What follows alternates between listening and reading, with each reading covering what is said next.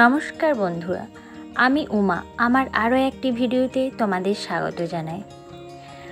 আজকে তোমাদের সাথে একটু নতুন ধরনের, যেটা একদম মোস্ট ডিমান্ডিংই বলতে পারো বা যেটা ট্রেন্ডিংই বলতে পারো, যেটা সবারই খুব পছন্দের, ওই যে কাঠগোলাপ। কিন্তু কাঠগোলাপটা আমি একটু আজকে অন্য ধরনের কালার করে তোমাদের দেখাবো। আর কিভাবে আমি কাঠগোলাপটা বানাচ্ছি সেটার পুরো মেকিং ভিডিওটা তোমাদের সাথে আজকে আমি শেয়ার করব। তোমরা স্কিপ না করে বা ভিডিওটা না দেখে তোমরা ছেড়ো না, পুরো ভিডিওটা তোমরা দেখো। আশা করব তোমাদের ভালো লাগবে। প্রত্যেকটা স্টেপ তোমাদের সাথে শেয়ার করব আমি। এখানে আমি মোল্ডেড ক্লে নিয়ে নিয়েছি, দুটো কম্পোজিশনকে মিক্সড করে নিয়েছি। মিক্সড করার সময় যদি একটু পাউডার দিয়ে তোমরা মিক্সড করো, দেখবে জিনিসটা খুব তাড়াতাড়ি ক্লেটা রেডি হয়ে যায়। তো এভাবে আমি দেখো একটা পুরো ক্লে বানিয়ে ফেলেছি। তারপর যে আমি কাঠগোলাপটা বানাবো তার জন্য যে পাপড়িটা বানাতে হবে, সেই জন্য প্রথমে আর কি সমান মাপ করে বল বল করে নিয়েছি। যেটা নেক পিস আর ইয়াররিংস, প্রত্যেকটার জন্য ইয়াররিংসের জন্য একটু ছোট ছোট বল করে নিয়েছি। আর যেটা আমি নেক পিসে যেটা লকেট করব সেটার জন্য আমি একটু বড় মাপের করে নিয়েছি। তারপর এইভাবে পাউডার দিয়ে দিয়ে এরকমভাবে তোমাদের পুরো দেখালাম কিভাবে করলাম। এরকমভাবে আমি পাপড়িগুলো রেডি করে ফেললাম। এরপর পাপড়িগুলোকে আমি লাগাবো। তার জন্য এখানে ফেভিকল আঠা নিয়ে নিয়েছি।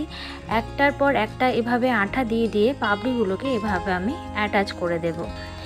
এরকমভাবে খুব সহজ পদ্ধতিতেই তোমরা বানিয়ে ফেলতে পারবে খুব সুন্দর আমাদের মোস্ট ডিমান্ডিং কাঠগোলাপ, যেটা আমাদের সকলেরই খুব পছন্দের একটা ফুল আর খুবই মাধুর্য নিয়ে আসে এই ফুলটার মধ্যে।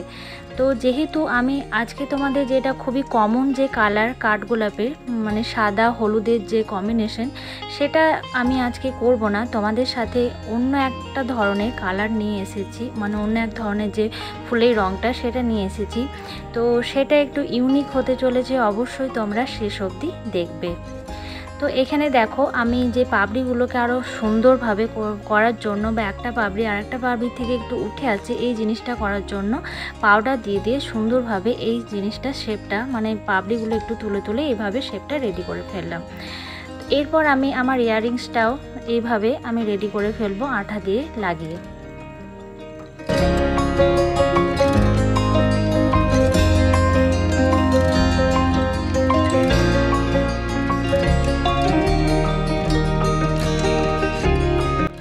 ক্লেটা ভালো মতো শুকিয়ে এলে তারপর লাগবো রং করতে। রংটা করার জন্য এখানে আমি যে সমস্ত রঙগুলি আমি ব্যবহার করছি সেগুলো চলো তোমাদের বলি।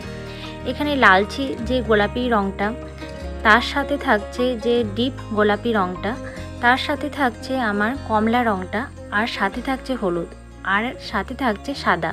এই কটা রং মিলিয়েই আমি এই ফুলটার রং করব। যদি তোমরা ভাবো যে এই রঙটা না করব, যেটা আমাদের খুবই কমন যে রঙটা কাঠগোলাপে যে সাদা আর হলুদের কম্বিনেশন, খুব সহজেই পদ্ধতিতে সেটাও তোমরা করতে পারো। আমি একটু ভাবলাম একটু ইউনিক করি। আর এইরকম ধরনের কাঠগোলাপও হয়তো অনেকেই দেখেছো, আর যারা দেখোনি তাদের তো মনে হবে যে একটু নতুনত্ব কাঠগোলাপ তৈরি করি। তো তাদের জন্যই আমার এই রকম রঙটা তৈরি করা। এরপর আমি যে বিডসগুলো দিয়ে এখানে আমি লাগিয়ে দেবো। আর বিডসগুলো যে নিয়েছি, এখানে আমি যে সবুজ রঙের বিডসটা নিয়েছি, এরপর আমি বিডস লাগিয়ে দিয়ে পুরো সেটটা রেডি করে ফেললাম। চলো, তোমাদের কেমন লাগলো সেটটা বানানো অবশ্যই তোমরা কমেন্ট বক্সে জানিও। আর তোমরা যদি নতুন কোনো বন্ধু হয়ে থাকো অবশ্যই চ্যানেলে সাবস্ক্রাইব করে পাশে থেকো। আবার পরে আসবো তোমাদের সাথে নতুন কোনো ভিডিও নিয়ে। আজকের মতো টাটা।